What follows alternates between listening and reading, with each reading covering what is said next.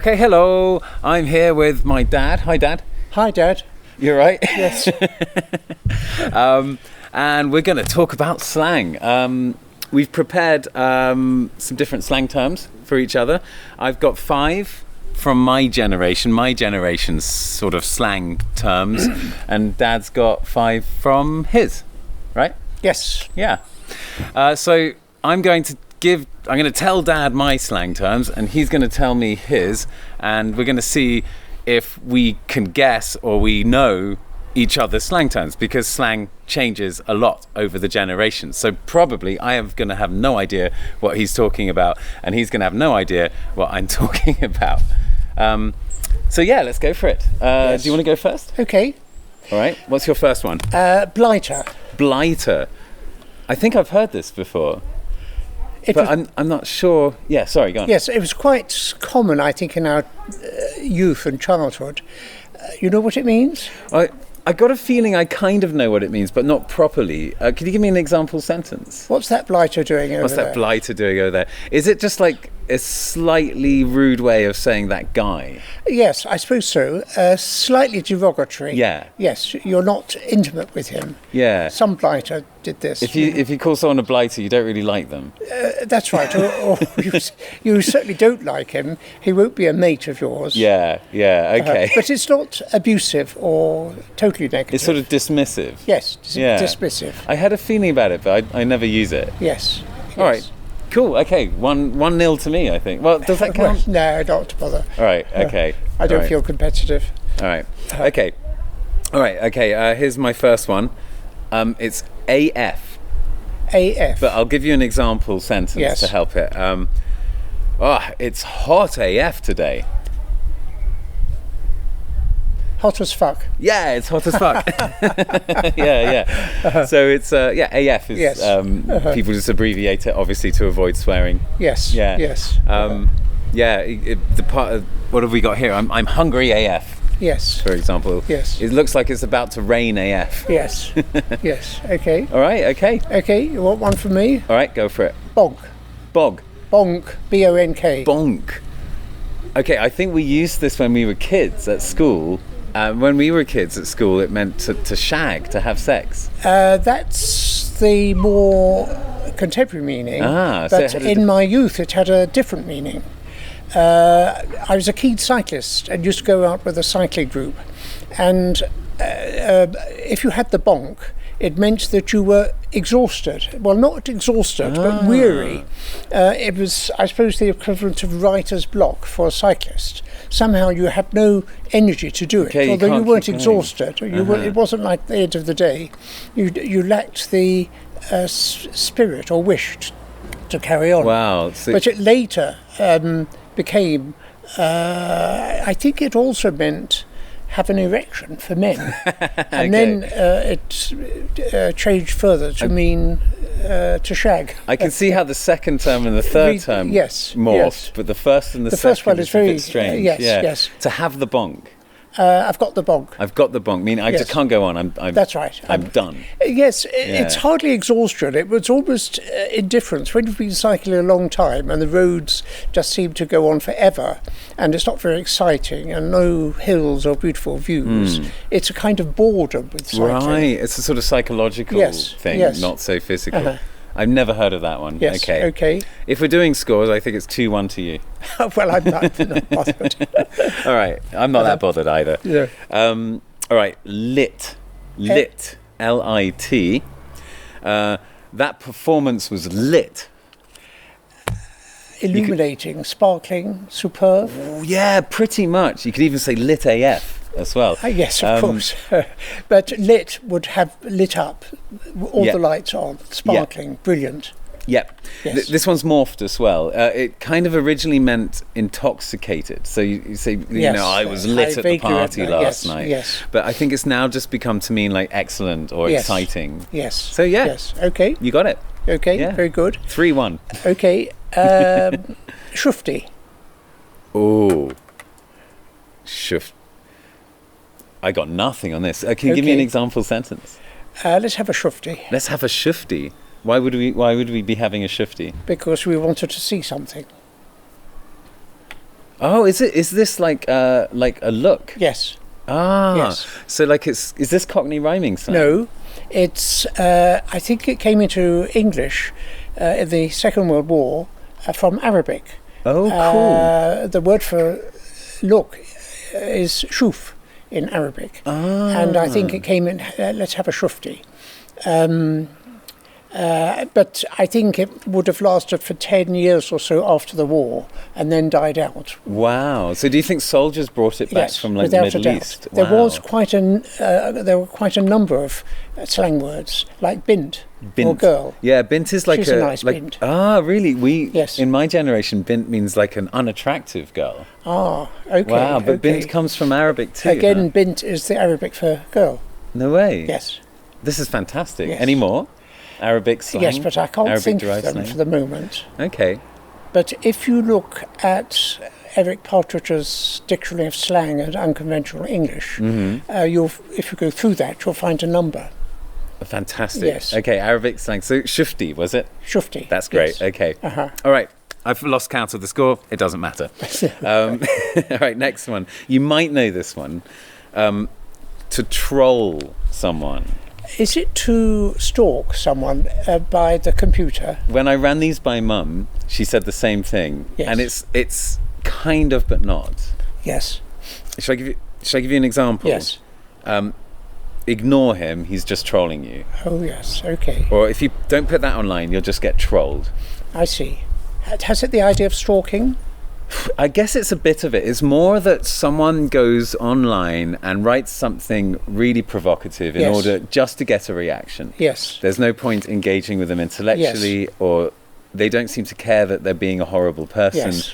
They just get a kick out Yes. of being horrible and getting a reaction. Okay. Oh, he's just trolling you. He's taking the piss, or he's trying to wind you up. He's trying to wind you up, Yes. but online, Yes. yeah. But Yes. this usually, it's online, so it gets really dark and really Yes. nasty sometimes. Yeah. Yeah. But I thought of another word from the Arabic, or possibly from the Arabic, and that's blighty. Blighty means, I know this one. It's England. Yes. But it's got a sort of patriotic feeling. That's right, doesn't it? and it's for the people overseas. Dear old blighty. Dear That old sort of, blighty. nostalgia. I know why. Okay. And I think, well, there are two possible derivations. One is from the Arabic, blighty, Yeah, that's what I was thinking. my country.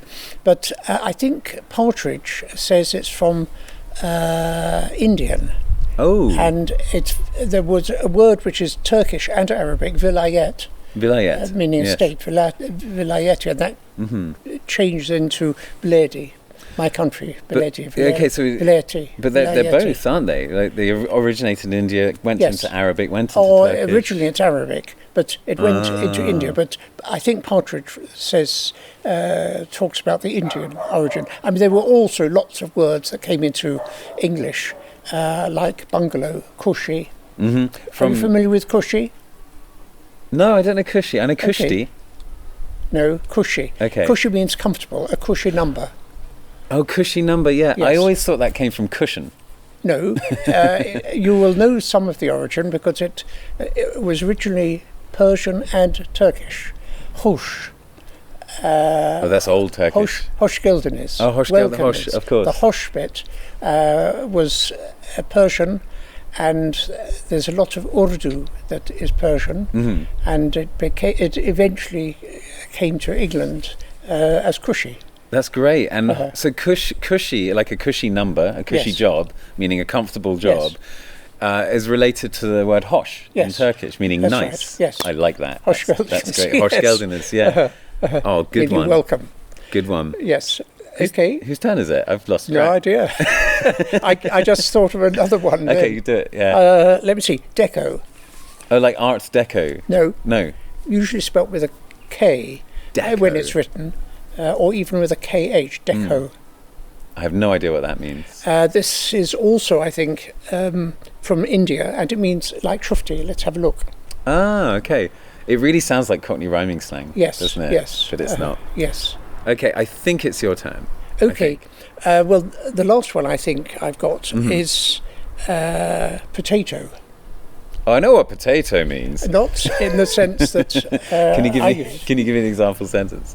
Oh, He had a huge potato. I had to dart it. When I hear he had a huge potato, I just imagine a man with a really big potato. Yes. You want to know the answer? Give me one more sentence. Oh, it's very difficult because it's very specific meaning, so and any sentence would give the meaning away. Well, if you're going to tell me anyway. Yes, I'd have to. It means a hole in the sock. Oh, I hate those. Are they called a potato? It was when I was a lad. I get them all the time. Yes, okay, there's a huge potato in his sock. Oh, man. Yeah, okay, that's something I need. But that's certainly gone out of fashion. That's really old-fashioned. Yes. I've never, ever heard that. Yes. Yeah. You know, Einstein hated socks. So I hear, so you were telling me. Oh, I was telling you this. Yes. Yeah. Okay, I got two more. Okay, very good. To ghost someone. To ghost someone. Is this also to stalk? No, quite the opposite, actually. It's still an internet thing, though. You know, if you send an email to someone and they don't reply you, and then you sort of send another email, and you're expecting to have a conversation or some sort of response, and they're just ignoring you via email or via messages or via whatever sort of online way, they're ghosting you. They're avoiding you. Yeah, but shunning you. Online, through online messaging. Yeah. Okay. Yeah. So it's sort of the opposite of stalking. Yes. When you become the stalkery one. Yeah. Yes, okay. Cool. And the last one, I like this one. I can't even. I'll give you an example. You think, what? I can't even. I can't even conceive of what you're talking about. I guess so, Can't imagine what you're talking about. Yeah, there's a sort of unsaid ending, an ellipsis. Yeah, so it sort of expresses being flabbergasted. Yes. Yeah. Cool. Yes. I learnt something today. I'm taking away potato. Because it applies to my life so much. But I like cushy as well. Yes, no, that's a lovely one. Yeah. Among the other words from Indian English are tiffin or bungalow. Oh, I know bungalow. And pyjamas. Pyjamas, yes. Yeah, pyjamas is from Hindi. And jungle. Can I tell a little word about jungle? Yeah, do it. When we think of the word jungle, we think of rainforests, don't we? Yeah, heavily wooded absolutely. things. Like the Amazon. And the word jungle comes from the Persian. And I was in Iran 15 years ago with some Iranians, and an Iranian referred to the country we were in as jungle. And it was really desert, wasteland. And I felt that was a misuse of the word in English. But who was I to argue with him when the word jungle originally came from Persian? Right. And he was using the word, and in his mind, jungle could be any empty, vacant space, including the desert. Whereas in English, again, this is a word that came from Persian through India and to English. And I think it's been 19th century African stories have made the word seem to us to apply to rainforest and all the rest of it. Right. But you can see how the connection is made as well. Yes. Because it's kind of, in a sense, empty. I mean, it's full of stuff, but it's empty in the sense that you don't do anything with it. Yeah. Would you like another word with a fascinating history? The more the merrier. It's all limited. And that's the word commercial. Okay. Now, commercial, you understand that commercial, commerce. Yeah, commercial. And it comes from Latin and I think from Greek originally. But when you go to Greece and the Byzantine Empire and the Ottoman Empire, in Turkish today, you have the word gumruk, which means customs. And gumruk is a word that the Turks took over from Byzantine Greeks. And you've got the g, m, r, k. And you can see if you change the g to a k, the m stays the same, the r stays the same, and the k turns to another k, sir. You've got commerce. So the very familiar word in both Turkish and Arabic of gumruk. Meaning customs, like when you enter a country, for example, is a cousin of the word commerce. That's fantastic. Not many people know that. No, but we do. This is great, Dad. This is much more than we signed up for. This is fantastic. My fee will be double. We'll sort that out later. It's in the post. You'll pass that on to the accountants. I used to go through some gumruk.